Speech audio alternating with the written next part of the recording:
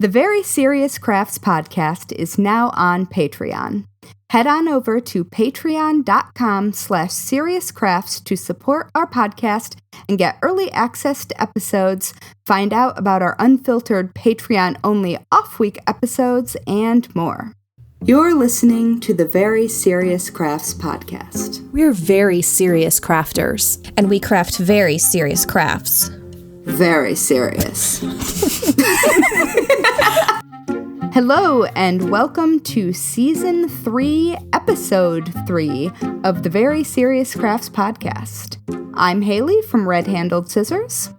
I'm Molly from Wild Olive, and we promise that Heidi is coming back from super secret project land soon. We miss her, but she will be back. And it's true. It is. Today, we will be talking about green crafting, rediscovering embroidery, and edible creativity. Who writes this stuff? Oh, that was me that time. I was going to say, I do believe that was you, but also I didn't read your notes, so I will be just as surprised as everyone else. Excellent. I think you're going to like it. Yeah. So what's going on? I would just like to make a blanket crafting related statement, I think. Okay. Is there anything more satisfying as someone who makes things than saying, "Thanks, I made it," to a stranger?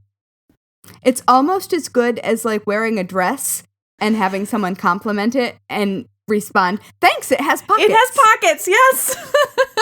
Yes. Or thanks, I made it and it has pockets. Whoa. That would be, yes. That's right. That's pretty perfect. No, I can't think of anything nicer than that. It is very satisfying. Well, that has not been happening to me with wearables recently because winter. But it's been happening with the jewelry that I've been making a reasonable amount, and it makes me feel very stylish. Yeah, definitely. I think especially when and I'm not making fancy things, so. But I think especially like when you branch into something that you don't, like a medium that you don't work in as much, it makes it all the more so like, wow. Yeah, that's cool. Yeah. Well, and it's not work. I'm not doing any of that for work. I'm just playing, which kind of gives it even an extra level of hooray. Yeah. In a similar kind of a thing, I had an eye appointment recently, and I decided to be bold and bring my knitting with, even though like to work on while I waited and also waiting for my eyes to dilate. And I thought, I want to see how long I can knit without seeing. That was the question that popped into my mind. Exactly. It was a fun challenge. I didn't do bad, but on my way out, a gentleman stopped me and he said, "Did you finish what you were working on?" And I was like, "What?" "Oh, my knitting." And he said, "Yeah, you don't see young people do that very often." Now, by the way, this man was probably like my dad's age. But I told him, I said, "Well, actually, I know a lot of people my age and younger who do this." I said, "I do this kind of thing professionally, and I know other people who do as well." But he was just like, he was delighted to have seen me sitting in the waiting room knitting. And also, I would just like to point out, he called me a young person, and that was very nice. Well, I mean, Molly, you look very young. So. Well, I looked very young compared to all the other patients at the eye doctor that day. But no, it was. I just mean in life. But well, okay. Thank you. Dodge that compliment. But yeah, no, it's kind of like that. In the same way that you can say, yes, I made this. There is this kind of nice thing about having someone take delight in you making something by hand, because not everyone always Yeah. understands it. He clearly doesn't see it a lot and doesn't maybe understand it fully, but like he went out of his way to say something nice about it. I was like, that's so sweet. It was a nice thing. So yeah. Yeah, that is really sweet. That it makes me happy when, like, I don't generally like it when strangers talk to me. I know there was a pause there when he first talked to me. So Yes. Which is not to say, any listeners, if you see me, you're allowed to talk to me, even if we haven't met before. That's fine, because, I mean, we already know each other, really. That's But usually it's something snarky, or like whenever someone specifically wants to talk to you about what you're making in public. See Heidi's hamster sweaters. But that's really delightful. That would be a conversation I'd like to have. Yeah, it was. It was like it was a nice little surprise to have that. So yeah, it was good. It was good, and I actually managed to like work a few rows of knitting before and after the eyes dilated. And I would just like to say, if you have been listening to this podcast for a while and you have heard me talk about this shawl that I was making for my mom for Christmas 2018, it is officially off the needles. That was what I was working on that day. And all of the knitting is done and it just needs to be blocked. So there's that. I feel extremely shocked. I kept like every new episode that came out, like since basically right before Christmas when I talked about it again, then I was like, I've got to get this finished for the podcast. Like, forget my mom. It's got to be finished for the podcast. Oh man, now the pressure's really on with my Professor Meow sweater. There you go. You can do it.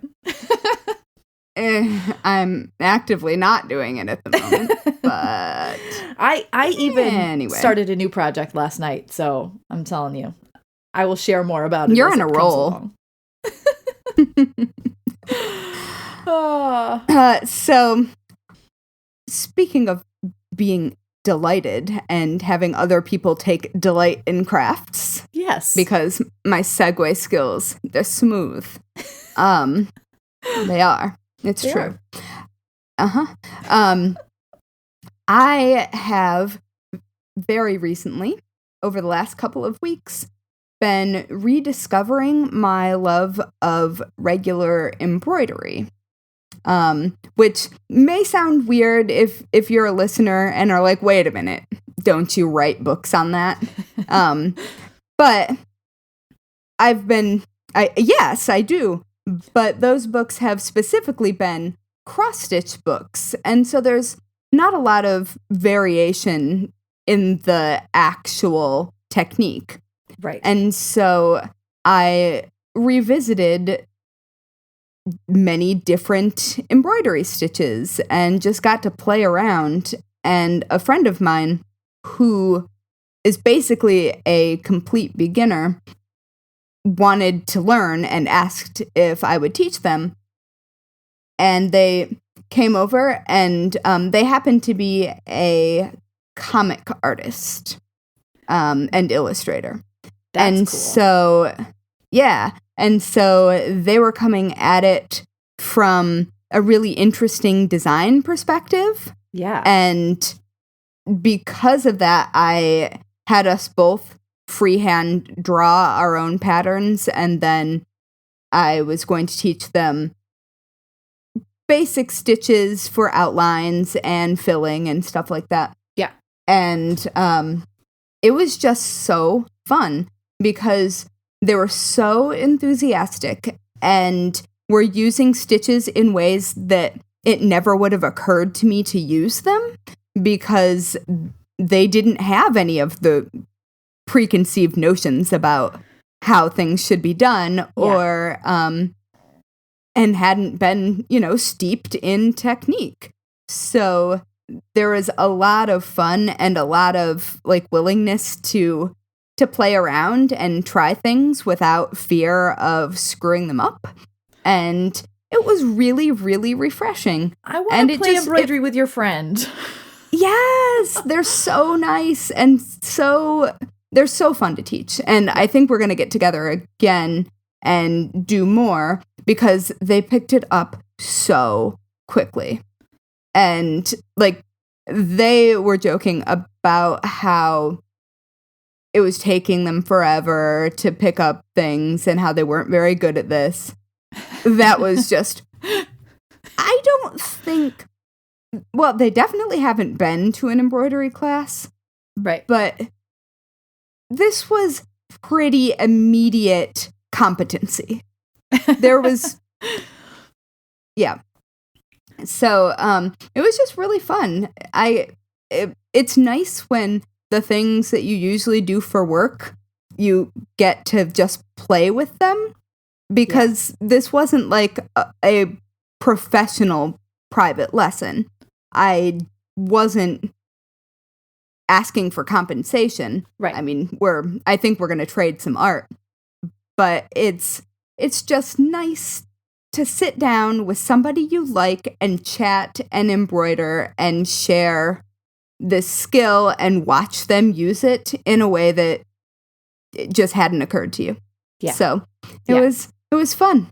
I would like to see pictures of what came of their embroidery, especially if and when they feel comfortable sharing, because I didn't take any photos at all. I know that's during the entire thing. That's how those things I'll go. But yeah, only because like I'm excited to see how that goes, because I'd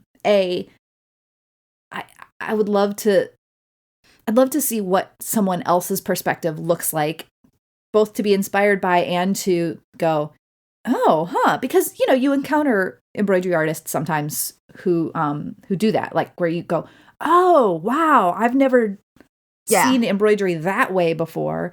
And this was kind of like that. Yeah. Like stitches being used as fill stitches that weren't right necessarily traditionally fill stitches.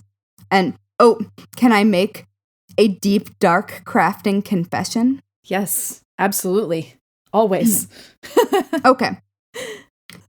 So I absolutely hate satin stitch. I knew you were going to say that. No, but that isn't isn't my confession. Oh, okay. I think that I have confessed this before, and I figured out why. Okay. I have been doing satin stitch wrong for at least a decade. What? How have you been doing it? Turns out I don't know how to do satin stitch. Well, I do now. But I do now because the person I was teaching assumed something that I didn't say, and they were getting it so quickly, and I was failing and it was embarrassing.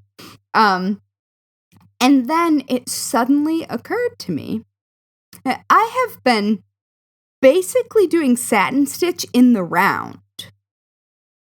So, what? Starting on one side and then putting the needle down into the second, going all the way around underneath and bringing the needle back up next to where I put the needle in on the first side. Okay, but you know what? That is the traditional correct way to do satin stitch.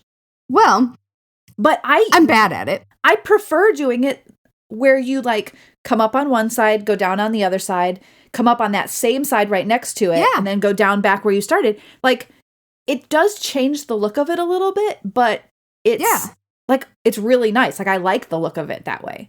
And they were already doing that. So it was like, oh, right. But I'm really relieved to hear, I guess, that the traditional way that I know to do it is actually the traditional way. Yes, it is. It's just... But I'm not doing it that way anymore. Well, the thing that as I'm like thinking through this in real time is that I know that I have, like on my blog, on my embroidery stitch tutorials, I know that I show it both ways, but I'm thinking like, there's other places where I sometimes will use, where I create stitch tutorials, and I'm thinking I should probably show it the way that you've just described it, like this alternate way, because that might actually be really important for people to see and learn. And so, yeah. Okay. Well, I mean, there you go. Good. I have been embroidering for many, many, many years. Yeah. And I am only just days into being competent in satin stitch. And I don't hate it anymore because that's fantastic. I can do it. And also, it's so bulky if you're doing the traditional method. And like, that doesn't make any sense to me if you're doing like delicate filling. Right. Well, and so I was actually looking at handkerchiefs that my great-grandmother made. Yeah. And looking at the embroidery that she did. And it is not done with in the traditional way. Okay. She definitely did teeny tiny stitches, so it's almost invisible. Yeah. And the embroidery is almost invisible on the back. I'm going to go look at, after this, my old embroidery instructions, because I think that they show it both ways. And it would make sense for things like that to have a way that you aren't going, like, basically doubling. It also, like, going around, across the whole back, it uses a whole lot more embroidery floss. It introduces... And it distorts the fabric. Yeah, you're more likely to pull it in if you don't get it just right, which, a lot of embroidery stitches require some finesse anyway. But yeah, I mean, because, there's also, like, padded satin stitch in which you put, like, a border around to lift it up, and you add extra stitches in the middle to make it even more bulky. And there's reason to do that, but I think also, like, the method that you have found to work for you, what I love about it is that you can, like, make that satin stitch as dense or as light as you'd like it. Like, you can actually make it almost like more like sketching lines, which makes sense. Yes. For your comic artist friend to discover. Yes. Because it's almost it was like so hatching. Yeah. It was so useful to have them in front of me trying all of these things in ways that weren't how I usually do them. Yeah. Like, I can't recommend highly enough sitting next to someone who either doesn't know how to do the thing or is skilled in a completely different way than you are. Yeah. You can learn so much. And then maybe not hate satin stitch. The devil's own stitch. Well, it could be Satan stitch. I didn't even think of that. I feel as though I've dropped the ball on this. Oh my goodness. Speaking of which, I would just like to, on a satin Satan side note, in my in-laws' hometown, there is definitely a Hail Satin graffiti. I approve. And I think that happens a lot. Yes, I'm sure I've heard of that before. This one. Excellent. Yeah. Now and I laughed. You can go in and you can just spray paint the word stitch right underneath it. I don't want to hail that. I'm going to send it straight back where it came from. Oh boy. Anyway. While I was babbling on about satin stitch, I realized that I completely forgot to say thanks to our new Patreon patrons. And I'm going to do that now. Yay! So, yes. So before we jump into the next topic, we'd like to give a shout out to some new serious friends of the Very Serious Crafts podcast who are now supporting us at patreon.com/seriouscrafts. Many thanks to Victoria, Abigail, Dion, Charlotte, and Janet. You're the best. thank you so much. Yeah, thank you. We love you guys. And if I failed to say your name correctly, do feel free to poke at me on the internet and tell me I was wrong. Because that's fine. Anyway. So now let us jump in to our next topic. And friends, as this episode comes out, it is very nearly St. Patrick's Day. And I am not a big celebrator of St. Patrick's green Day. beer! I don't drink green beer or beer of any color. But but we must acknowledge it is a very green holiday. And so we thought it might be fun to talk about green crafts. That does not mean that you are using green yarn, embroidery floss, paper, etc., but rather... Well, you can. You could, exactly. Yes, that's true. You could also do what we are talking about, which is like more like eco-friendly crafting, and you could still make it green because it would all work. You could even use natural dyes to make it green. But we just thought, think that very many natural dyes generate green. I know, it's the hardest color. It's the hardest color, as my friend Katie Green can attest to, because she's been doing a little natural dyeing, and green is the hard one, but which is so strange to me. Didn't she just get it? Because I feel like I saw her knitting with green very recently, and it was beautiful. Yes, she did. Spinning, I guess. Yes, she has achieved green, and it looks great. Yeah. We'll have to talk more about natural dyeing and spinning and all those things soon, because I definitely want to do all those things because I need more crafts in my life. Yes. Anyway, so I just thought this would be kind of fun for us to talk about green in its own use today. So there's lots of people have different ways that they approach this. And I love that there are so many different things that you can do to be green as you are crafting. So like one of the probably the more obvious ones is to work with recycled materials. And I love that, especially like I do a certain number of like kid crafting projects, and to be able to use old cereal boxes or other kinds of like plastic containers and things, and rework them into things is I love that, especially when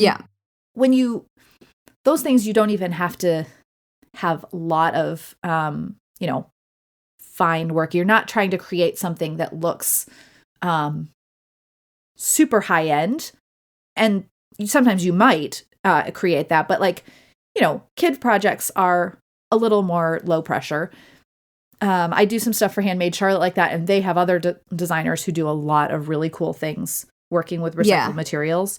And I also like sometimes I even will look at those things and go, even if this is temporary and it ends up going back in the recycling bin, you've still reused it before it goes on to do that. So you've still given a thing more life and purpose, even if it's just temporary.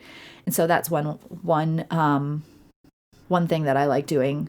What are some of your recycled material favorites? Well, I have a couple, and one of them is actually green, like the color. Perfect.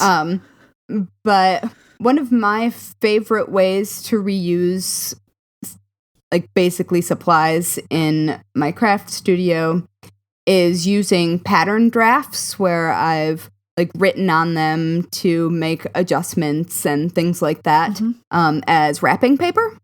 That's fun. Because it looks neat. Yeah. And, you can tie a red piece of yarn around it and make a whole themed package if you want. And I never ever managed to have wrapping paper. I buy it. I don't ever wrap anything. I don't know where it goes. I have no idea. That's so funny. So I like doing that when especially if I'm doing like either tissue paper patterns or something like that, so you get a little bit of see-through. And I mark in different colors, so it's fun. That is very cool. My pattern drafts, like usually like embroidery pattern drafts or sometimes like small sewing project pattern drafts, usually just get reused as my note paper. So you will see patterns around with all kinds of lists and like as I'm selecting photos for editing, you just see like long lists of 3-digit numbers on them. But it's still a way to reuse it and make use of the paper, because you have to print these things out and check them and everything. But yeah. Oh, yeah. Not quite as fun as wrapping paper. But yeah, I think we all I often end up printing out multiples of things because I will make an adjustment. And it's nice to have an actual use for the thing that was only useful for about 13 seconds. I know, because you feel so terrible. Like, you're like, oh, man, I'm off again. Now I got to start over and print more. But yeah. No, that's a good one. I like that. Thank you. Speaking of like things related to embroidery patterns, there's always little thread bits around, like everywhere. I have 3 jars of them behind me. Nice. Yeah. See, they accumulate. And they're pretty. They are pretty. And I've been told multiple times that this is a really nice thing that you can put outside and birds will take it to make nests with it. I have tried this and seen embroidery floss sit there for a very long time. And in the meantime, the landscaping just looks messy and slightly colorful. So I don't really do that very much anymore. I don't think that's actually very good for birds. I know. I think that if that they were has to ingest finally it, yeah. Yeah, I think that's the trouble. It's simply not the materials that they use to build nests. Yeah. So I don't do that anymore. I will say cotton embroidery floss, small amounts of cotton can go in a compost bin. So definitely. I have been known to compost my embroidery floss. But that makes a lot of sense. Yeah. Yeah. It's an extra thing to add in there. I mean, not like we're putting in loads and loads of cotton threads, but as you said, 3 jars full, it adds up over time. But yeah, so can't get rid of them because it's pretty. I know. And I have to say, there's something to be said about that, like that it becomes almost like historical artwork. It documents these things that you've made in these little bits in jars. Well, so my 3 jars are one for each book. Oh, that's perfect. You can't get rid of those. You can't. Have you labeled I have them? No idea which one is which. Okay. You might be able to tell by color. I didn't actually do it for sentimental reasons. Yeah, I know. But I like you'll sometimes see people that do like Christmas ornaments where they put the stuff inside of clear glass or plastic ornaments. That's a fun one. I love that. I think that looks so good. Yeah. I also like where people will take the threads and like lay it down on fabric or felt and then stitch over it, and it kind of creates this cool quilted texture. I have not tried that, but I really like that idea. No, I haven't tried it either, but it looks neat. Yeah, it's very different. I feel like there's got to be like other really cool ways that people haven't even explored yet. It makes me, anytime that these things come along, I go, I want to get into more like experimental things with the leftover craft bits. But I did an experimental embroidery floss thing once. Did you? What did you do? I did a manicure. Oh my goodness. Wait, was it intentional or did you just end up with thread bits stuck to your fingernails? That would be what I would do. No, it was intentional. Like I did a layer of clear and then arranged bits and then did as many layers of clear on top and let it dry as needed to make the texture smooth. That's cool. It was cool, and I think there are photos of it on Instagram somewhere. But I think I only photographed one of my fingers, the first one I did, and almost, it was red. And so it almost looked like I was bleeding every time I looked down. But I think that if I had used more than one color, that it would have ended up looking much cooler. Yeah. That's a really cool idea. Was it difficult to get off? Well, with that many layers of clear nail polish, yes. Yeah. That manicure stayed for a while.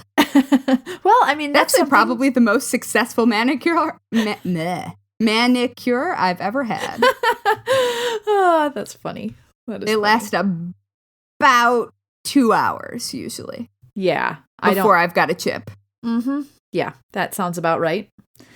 Yeah. Yeah, I also, like, I look for ways that I can save not real craft materials, but that work as craft materials. So, like, I have some straps that I just recently salvaged off of a paper bag. Like, the bag, it was meant to be like a reusable shopping bag from a store, but the bag ripped. So I was like, all right, well, I'm taking these handles because they were like the woven twill handles. Nice. Yeah, because I do that all the time with like D-rings and latches and stuff like that. Yeah, absolutely. Or like drawstring cording kinds of things. Those are bra hardware. Yeah, they're all so useful. And I mean, first of all, I love that, like, when you do a lot of green crafting, you also save money. Also green. Yeah. Because some of those things, it adds up in a hurry. It took me a second. It adds up in a hurry, but when you can, like, basically get it for free off of stuff that was going to be trashed, I'm always amazed at the things that get thrown away. You're like, you could have made 8 things from that. But, yeah. Yeah, you should come to New York and just wander around my neighborhood on trash pickup days. Yeah, that would be dangerous. Which is every day.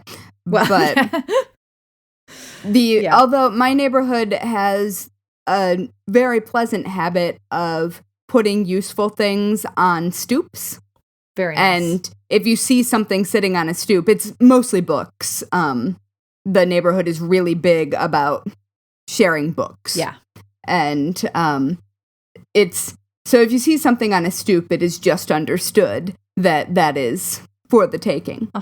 But yeah.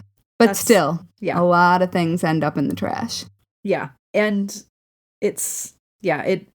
I've also, sometimes I've done well with this and sometimes I've probably gone overboard on this, but like when there's old clothing that is beyond worth mending, or like like when we've had people, like smaller people in the house who have outgrown things, and it also was like it had stains on it, so you couldn't really just donate it as clothing. And I go, but that fabric is really, really cute and it's very reusable. And I make underpants out of t-shirts and stuff. Yeah, it's there's some really cute like prints that come on children's clothes, especially. So those things are good. I will confess, I don't always end up using them, and I go, okay, how long should I store these before I give up and pass it along in some other way? I will confess, sometimes my save it habits get out of hand. But I have had more than one culling of my fabric stash specifically. Yes. That has needed to happen because I keep saving things that have no business being saved. Yeah. I think that's probably one of those areas where what would be smarter for me to do is to decide that some of those things are best for like scrap projects and get them and like cut them as soon as I get them. Like a lot of times people work with 2-inch or 2.5-inch squares. I should probably just go and like cut all those squares and have those available for that kind of specific scrappy project, like quilts or other patchwork things. And then I would be more likely to use them and they'd actually be put to work. But yeah. Yeah, that makes sense. Well, when you brought up this topic, I was thinking back on like my early days of craft blogging and when I was an editor at Craft Magazine, and like almost everything had green in front of it or upcycled or recycled. Yeah. And so I decided to actually take a trip through the past in my own tutorials because I was sure that I had a bunch of things because that was like the SEO word that would have people find you in, I don't know, 2007. Yes. But, I probably 2009. But, so I found a project that I had forgotten about, but that I really, really like. And it's possible that I've even talked about it before on the podcast. I can't remember. But it is an upcycled beer bottle watering globe for plants. I remember And that. I don't know if you've talked about it on the podcast, but I remember that project. Yeah, and it's so easy to do, but it's also like a really useful thing, especially if you're going on vacation. Or I used to use them in my outdoor. I used to grow strawberries and peppers and stuff on my fire escape. Oh, cool. And so I would use them because New York summers are hot and bright. Yeah. And so they would be really helpful in keeping everything sorted out. And you can get different colors of glass. It doesn't have to be beer bottles. It can be any sort of bottle. Like old school Coca-Cola bottles are really cool. I've used some of them. That would be a fun shape to have with it. Yeah. Yeah, but the one in the photo in the tutorial, though, is green, which is what made me think of... Yes. The St. Patrick's Day and green crafting combination. Yes. I'll put a link to that in the show notes and also to the rest of my nonsense. I also have made wooden buttons because my father-in-law's a violin maker and there's always scrap wood. Yeah. And so why not make wooden buttons out of that? It's beautiful wood. Yeah. Lots of fun stuff like that. I will do a little bit of searching through my archives as well and see what things I find because there's always projects that I'm adding in, and I especially have always loved using cereal boxes as like if I'm making handmade books, I will use those as like little covers and stuff because those are fun to do. Because I also I love the aesthetic of brown craft paper, and most cereal boxes have me too. that on the inside, right? So it's just naturally what I would be drawn to anyway. So yeah, those are fun. All right. No, that's smart. Yeah. So, so happy St. Patrick's Day and go do some green crafting, friends. Yes. And maybe drink some green beer if that's your thing. There you go. It's not my thing personally. I like my beer to be normal beer color, but all right. So in planning episodes of the podcast, we've talked sometimes about like the idea of like food and how, I mean, first of all, we talk about food on the podcast sometimes anyway, but about how like you can Yes, we like it. Yeah, exactly. You can craft with food, and we're like, well, is that really crafting in the sense that we usually talk about things on the podcast? Should we go there or not? I don't know. Well, I've decided to go there today, but maybe in a different way. First, let me start by telling you, you can, in fact, craft things out of food. And here's an example. Many years ago, years ago, there was a website. It was done by a Japanese food company that made hot dogs. For the life of me, I cannot find this website anymore. I've tried, and I don't know, someone probably made them take it down because it was disturbing, but they showed how to use the hot dogs that they made to make little creatures and stuff. Like you may have seen, like for kids, like you would take a hot dog and you slice the bottom part and like spread it out and it looks like an octopus. That's like a way to get kids to eat it, I guess. But wait, what? Ew. Oh, maybe don't search for a hot dog octopus. But anyway. I won't. I promise it's only a little disturbing. Anyway, they had like... Well, I guess I'm going to have to look now. They had on this website detailed instructions to make things out of the hot dogs. And so I thought it would be really fun for Christmas.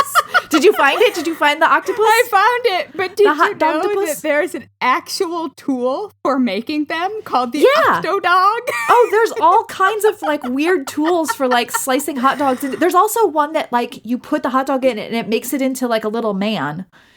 It like slices arms, legs, and punches a face on it. It's a whole thing.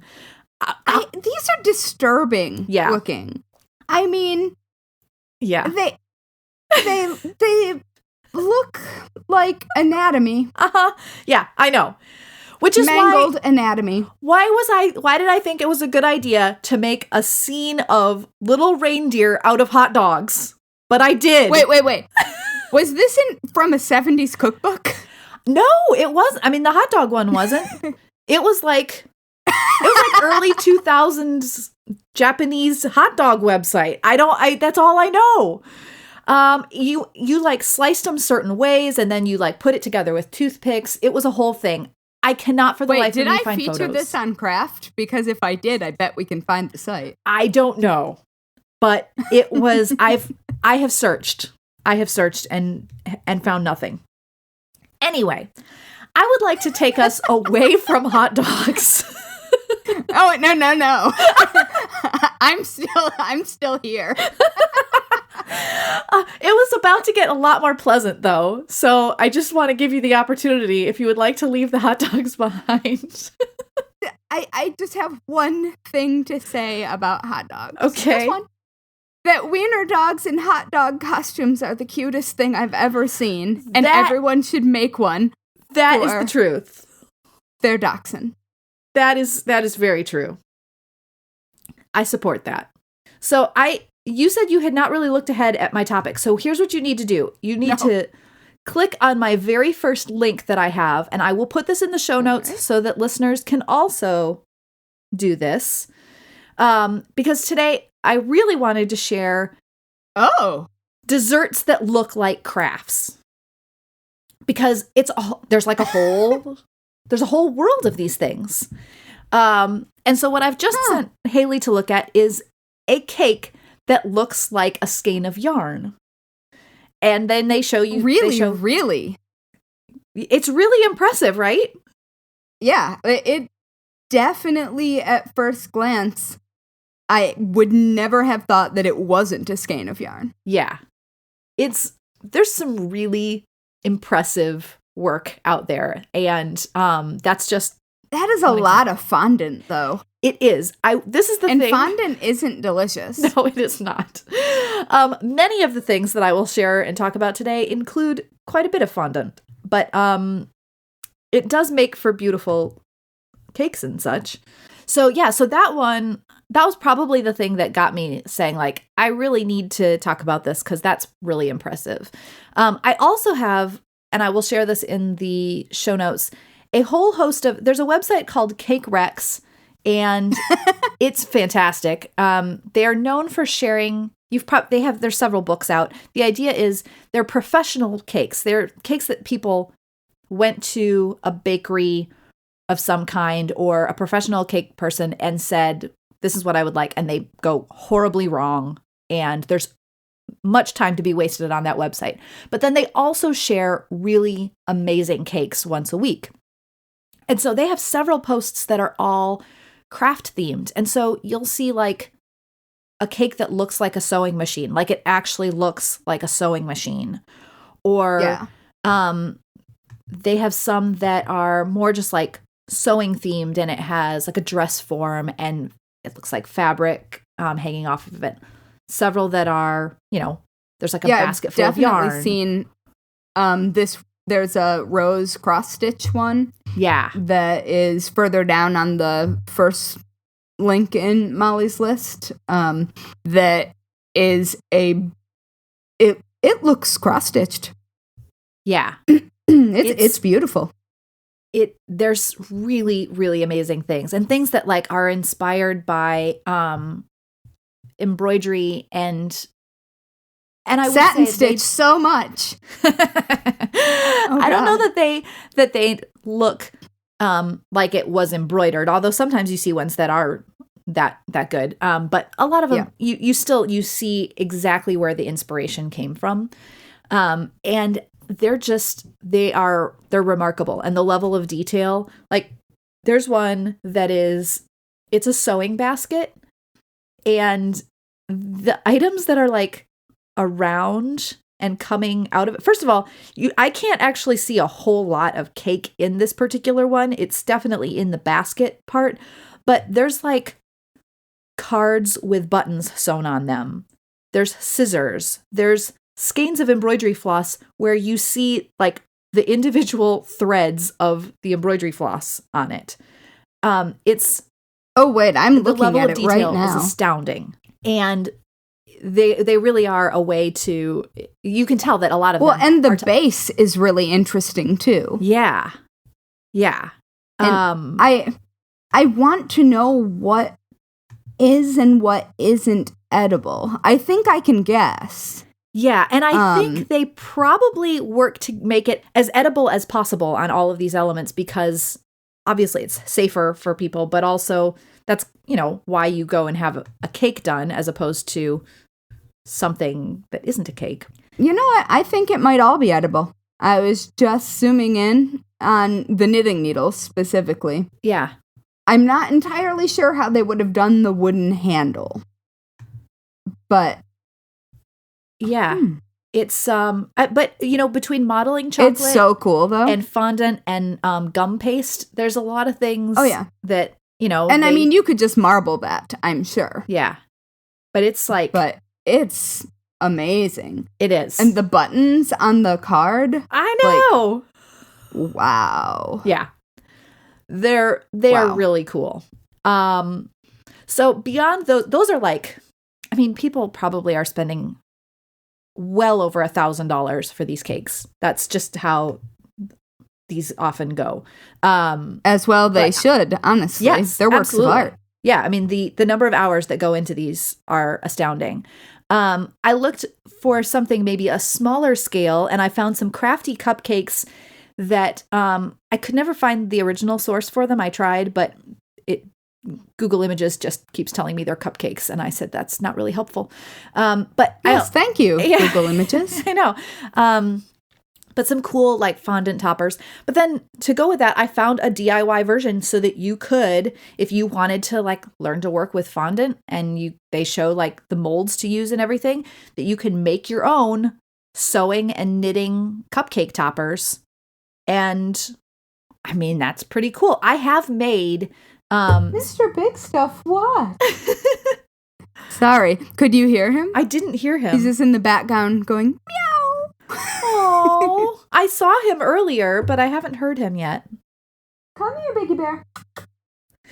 Anyway, sorry, I didn't mean to interrupt you. It's just that the cat has been howling behind me. Oh, he wants a crafty cupcake is what he wants. He wants a TREAT. Yeah. And then, but so moving on from cupcakes into maybe something more along the lines of what Mr. Big Stuff would eat, because I'm sure you could make a cat version. There's lots of there's cookies that are really astounding as well.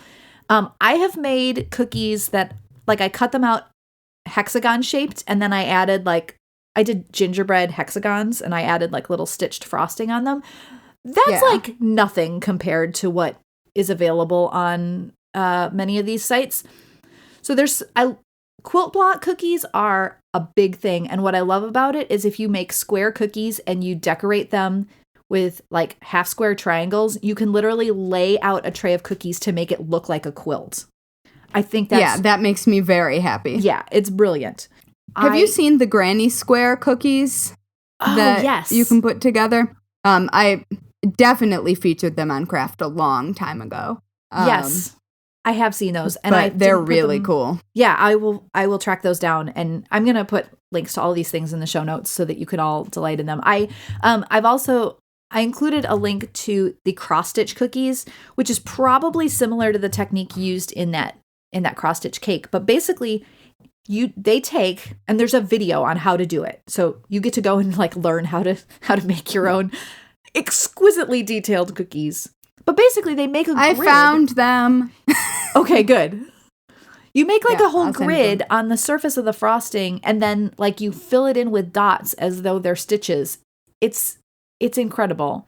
But my favorite are the ones that A Beautiful Mess featured a couple years ago, and they are cookies that look like wall weavings. And someday I'm gonna rant about wall weavings. We could. It's coming. Okay, that would be fine. We'll wait for Heidi to get back. Yes, I think that would be a good discussion.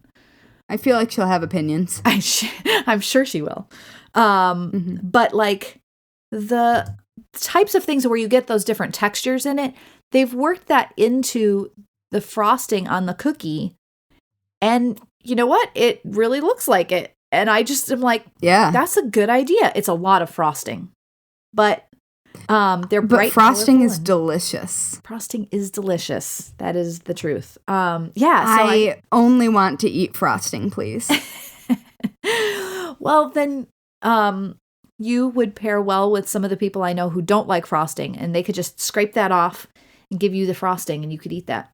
Oh yeah, we can swap. Yeah. I feel very, very good about that. Perfect. I have the like quadruple stuffed Oreos right now. The what are they called? Mega stuff, the biggest ever mega stuffed something. Yes. It's even bigger than the biggest ones. Anyway. Yes. I like frosting. The end. I do happen to know that I have a chocolate cake with some peanut butter frosting sitting and waiting for me right now. Molly. I'm sorry. I want it. It's really delicious. I'll eat an extra piece for you. How about that? Well, you did once buy me an entire cake and have it sent to me. So it was the right thing to do. It really was. That cake was delicious. That's all right. I have ice cream, and I actually have cupcakes. Okay. Homemade cupcakes. See? And now you have a tutorial to make your own craft-themed toppers to go on there. And they are already frosted. Okay. Like, actually piped. Oh, fancy. Yeah. Well, I was looking good about that. While I was looking into this, I did find some like non-frosting decorations, which included little teeny tiny yarn balls on skewers to like stick into the top of your cake. And I thought it's actually kind of a cute idea as cake toppers go, and probably a lot easier. Someone would eat it though. That's true. And I am that someone. I would absolutely put it in my mouth. And just to see. Just to see. And it's just a little bit of wool instead. Oh my goodness. I think we should stop this episode. I think this is the place where we have hit the limit of the episode. We're eating balls of yarn now. Okay. And so on that note, I'm going to put us out of our misery. Or our joy, our hunger. I don't know. All of those? I don't know. I'm confused. Thanks for listening to the Very Serious Crafts podcast. You can follow us on Instagram and Twitter at Serious Crafts and on Facebook at Very Serious Crafts. You can also find show notes and all things Very Serious Crafts at veryseriouscrafts.com. And finally, if you yourself, you listening right now, yes you, are a fan of the Very Serious Crafts podcast, please, please, please leave us a 5-star review on whichever platform you use to listen to podcasts. Good ratings help us show up in recommendations, which really helps more people who love crafting find us. And that is true. That's probably the biggest way to get us, I was going to say in front of more eyes, but into more ears, I guess. In more ears. There you go. All right. I think we should go. I know. For me, I'm going to go and find out if any of the yarn that I have in my stash is in fact edible. Because it might be. I mean, I said edible. I just want crafting. Video of you licking the yarn.